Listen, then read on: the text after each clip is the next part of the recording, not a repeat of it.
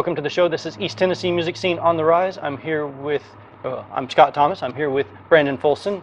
We're going to talk about his music and what he's been doing from when he first started all the way up until present day, and even maybe even in the future. So tell us a little bit about yourself. What kind of music you play, how long you've been playing? Well, I started playing when I was, started playing guitar when I was around 15 or 16, but I didn't actually play out in a band until I was around 19, which would have been 1999. And just started off playing, in cover bands like most people do. Okay. I was writing songs though. Actually, I was writing songs before I played guitar.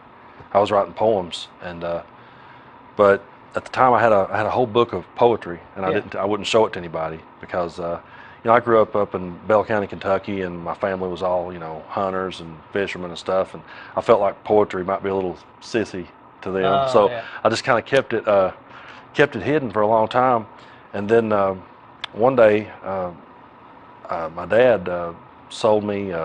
Well, actually, he was wanting to sell a dog that I had. He gave me this coonhound pup, and I had raised it up, and so Dad one day says, "Hey, I want to sell. I'm going to sell that dog since you're not taking it hunting anymore." And I was like, "Well, you can't do that. That's mine." Yeah. He said, "Yeah, but I gave it to you." So we had this argument about it. So finally, he's like, "Well, I'll tell you what." He's like, "I'll give you. I got an acoustic guitar." He said, "I don't use it." He said, "Since you don't use the dog anymore, and I don't use the guitar, why don't we just swap?" Yeah. And I was like, "Okay." And then I got to thinking. I was like, "Well, those poems in my notebook, I can just turn them into songs." Yeah. So that's kind of how I got started in the whole songwriting stuff. How do you go about switching a poem into a song, though? I mean, I write poetry myself, so I don't know the ways of like transitioning from a poem into a melody for a song to put those words to. Yeah, well, sometimes it's hard, especially if you wrote the words with no melody in your head whatsoever. But I think sometimes if you say you take a poem and you go set it to music, then there's times you have to find ways to make it fit the melody. You might have to edit some words here and there. But once I got the guitar in my hand, then the songwriting kind of shifted. It became more songwriting than it did poetry. And now when I write, I've got a melody going in my head as I'm writing the words. So it becomes easier now. Well, that's cool. I just haven't been able to pick up a guitar and try to play. I mean, I've tried to play, but my hands don't work the way they should. I would love to write a song, though. That seems to me like the best way to put out your emotions. It really is. You can say all the things that you normally wouldn't say to someone. Just you wouldn't say in a conversation can come out, and it's really just a matter of. To me, over the years, I've just learned that it's best to just go ahead and say whatever's on your mind. There's somebody out there who will relate to it, no matter what you say. That's true. You're always going to have an audience. There's going to be one person. You may write something that you may think. I've wrote certain things that I didn't even think was that deep, and then I've had people tell me what it meant to them, and that's cool too. So certain people will find something in a song to relate to and just have the feeling that it strikes them right away as soon as they hear the words that you're saying. Yeah. Or the melody even can make them feel something. Most of your writing, does it come from your feelings or your views or your emotions, or does it come from like the world around you? It's a little bit of everything with me. I go through phases where I write about my true feelings. I write about those personal experiences happens to me. I tend to write about those after the fact. Okay. It seems like when I'm in the moment, I hardly ever write about things like right when I'm in the moment. It's kind of like after I've kind of had a chance to step back from it, I can go, okay, what just happened? Yeah. And I can write about it. But then I'll just write about things I see in the world and things going on around me, and I just go through phases of writing different things. And I've never been a writer that has a schedule. I don't sit down at a certain time, and I don't plan to write. Yeah. I just kind of when it. I drive a forklift at work, and I'll be riding around on the forklift, and words will come to my head, and I'll begin getting them, and then I go home and I break out my guitar and set them to music. You're lucky enough to be able to do that. I go driving down the road and I think of something for poetry purposes, and by the time I get to where I can write them down, I've forgotten everything. So that's the kicker. You gotta write it down. You got to get it out of your head, because I've done this before. I've woke up in the middle of the night, have this great idea, and I'd say to myself, well, I'll write that down in the morning, fall back asleep, and it's gone. Yeah. So it's horrible sometimes whenever that happens. So your genre, do you kind of fit into any genre, or are you kind of like a mismatch of different types of music? I've been classified as a lot of different things. There's been, I think one of the terms that people use a lot anymore is Americana. Okay. And they tend to, seems like that term tends to get used for country artists that aren't necessarily mainstream country. Yeah. You know, and so I've been classified as that, and country and rock and blues. It's just kind of just a mixture of all of it comes together for me. And, Okay, that's cool. I like the way that sounds. So you're going to play something for us at the end of this interview. Yeah. What would that be? What's the name of the song that you're going to play for us? I'm going to play a song I wrote called Hillbilly Angel, and it was on my 2018 release, Forgotten Appalachia, which is my third solo record. And Okay. Hillbilly Angel was inspired by a lot of my songs are about where I'm from, up and around Bell County, Kentucky, and Cumberland Gap, Tennessee. Yeah. And I write a lot about that area. And the first album was called Dark Side of the Mountain, and I dealt with a lot of the more darker topics, the drug issues we have up there and all Okay. those things.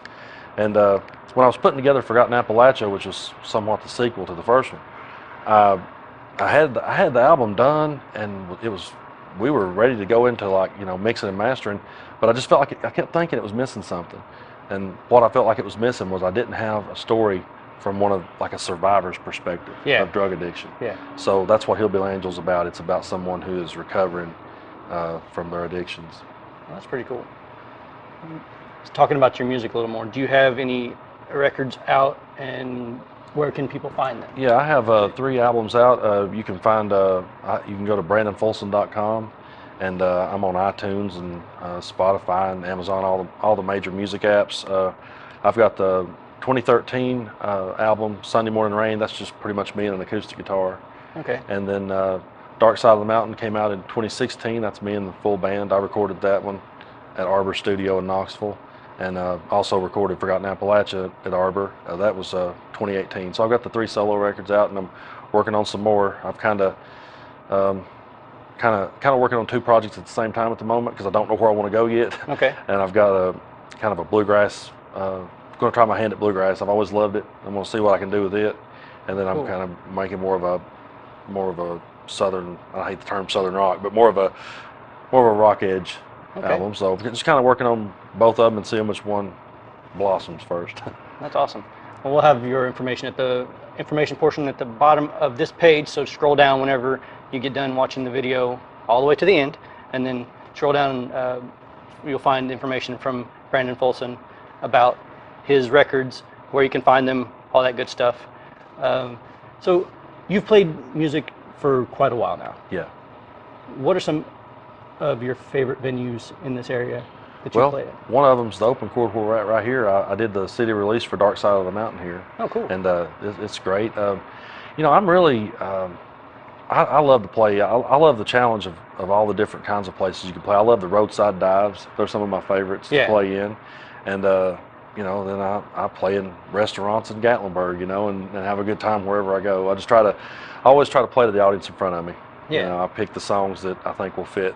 It's kind of, I never have a set list. I never plan what I'm going to do or plan what I'm going to say. I just sort of wing it, and that's what I've done for the last 20 years. I've just kind of went along winging it. Well, if it works for you, that's great. I mean, you kind of have to tailor your songs to your audience. Yeah, as any time I've ever played anything, I fell on my face. So I just decided it was best to just let it Let it just flow. See what happens. Whatever you think of at the time, you just play one song and then say, "Hey, I'm going to play this next."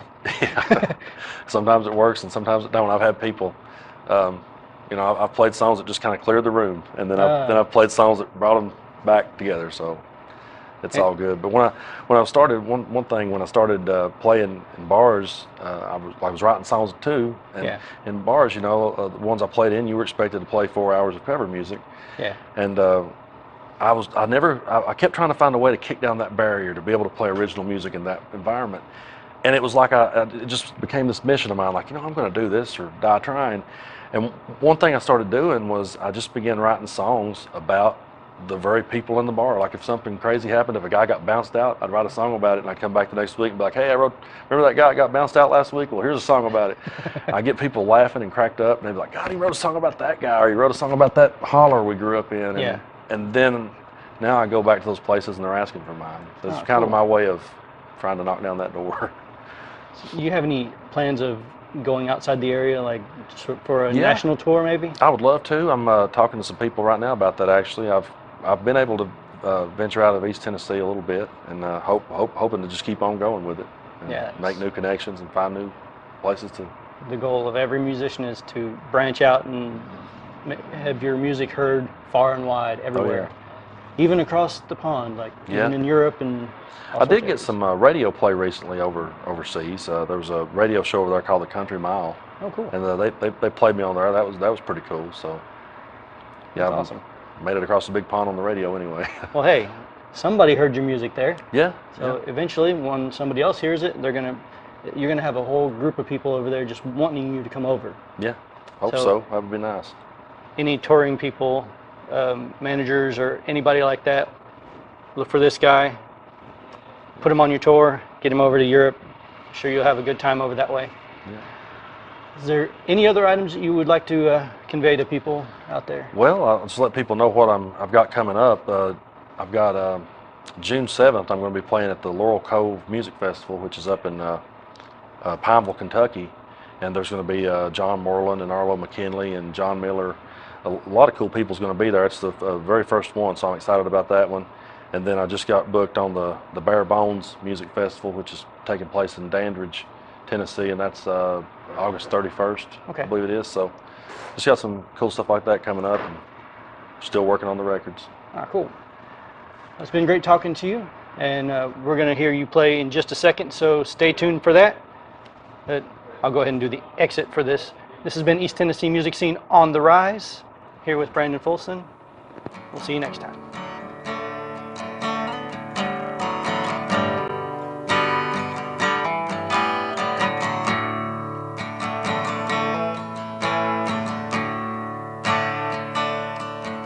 It's been 18 months since she kicked that demon. 6 a.m. and the baby screaming.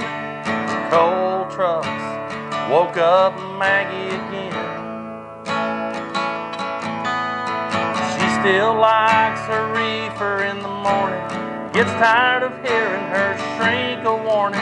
How she's one toke away from the gateway back to sin.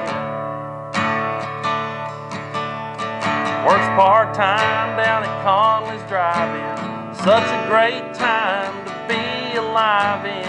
The old men hang around just to watch her sway. The way that they talk sure is a pity. Pick up lines worse than Conway Twitty. She smiles through gritted teeth for take-home pay. She left Path Fork and she headed for the crater, just to get away from all of the haters. She goes home alone, she's nobody's darling. When she smiles, she looks just like Harlan. Who'd have thought she'd ever live to tell? She's a hillbilly angel on a mountain that's blown to hell.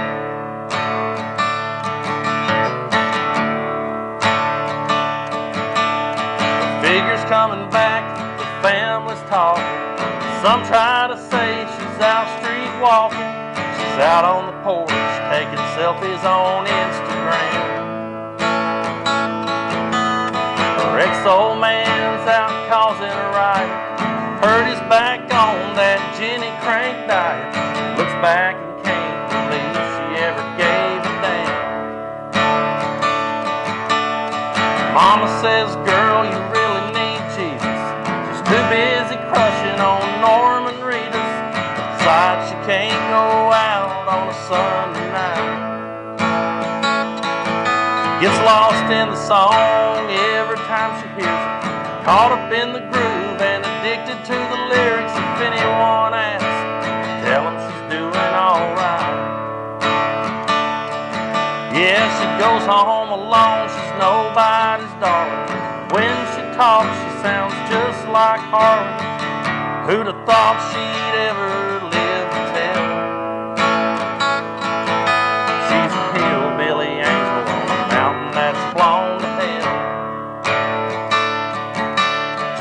hillbilly